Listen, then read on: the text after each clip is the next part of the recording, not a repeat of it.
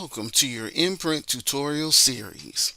In this video, users will learn the rules concerning certificates of immunization. Once the patient's record is pulled up, click Certificate of Immunization, as shown here.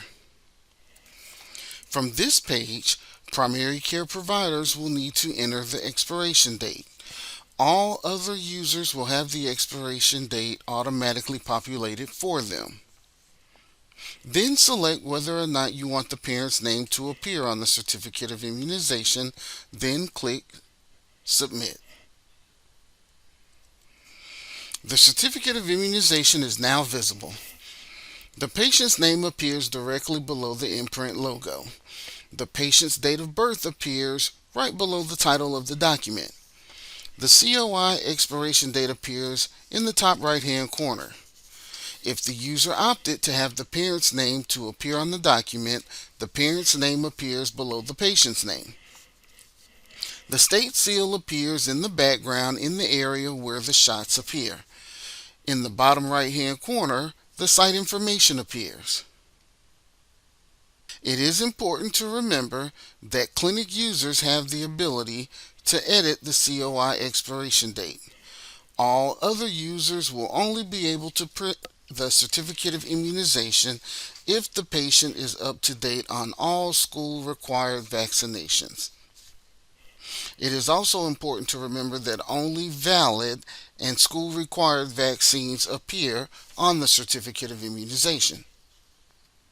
If you wish to review the Alabama school law, this can be done from our webpage at www.alabamapublichealth.gov/immunization.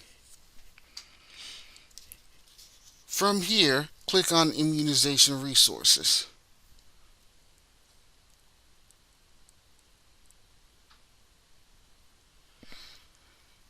From here, under School Resources, click Alabama School Immunization Law Rules. This is the Alabama school law.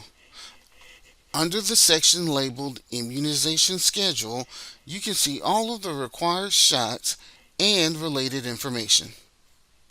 Some patients may have a medical contraindication or medical reason why vaccination should not be administered. Only primary care providers may issue a medical exemption. To issue a medical exemption, click Medical Exemption. From this screen, enter all of the necessary information. In the first drop-down, choose whether or not the exemption is going to be a full or partial exemption. If the exemption is partial, then in the next drop-down, identify the correct antigen.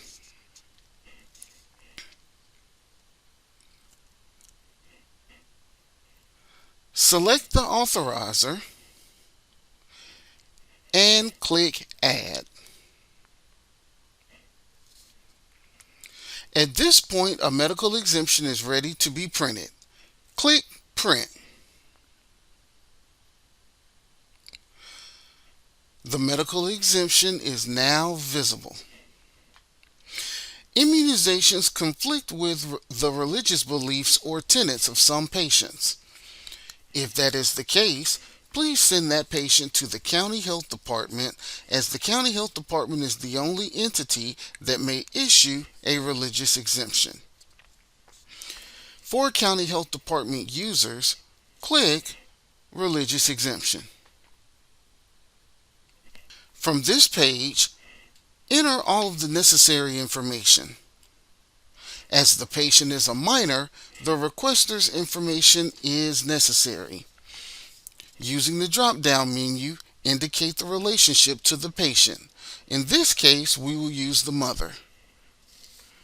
Enter the requester's last name, the requester's first name, and if applicable, enter the requester's middle name. Then type the reason for the objection. In the next section, use the first drop-down menu to identify the religious exemption as full or partial.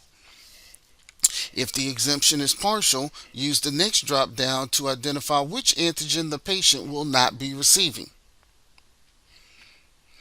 Then use the check boxes to indicate that the requester has submitted a written objection, reviewed the video about the dangers of not vaccinating, and signed a do not vaccinate statement. Then click Add. This partial religious exemption has now been added. Click Update and view printable form. The religious exemption is now visible and can be printed. If you have any questions about certificates of immunization, medical exemptions, or religious exemptions, please contact your immunization compliance team member or manager.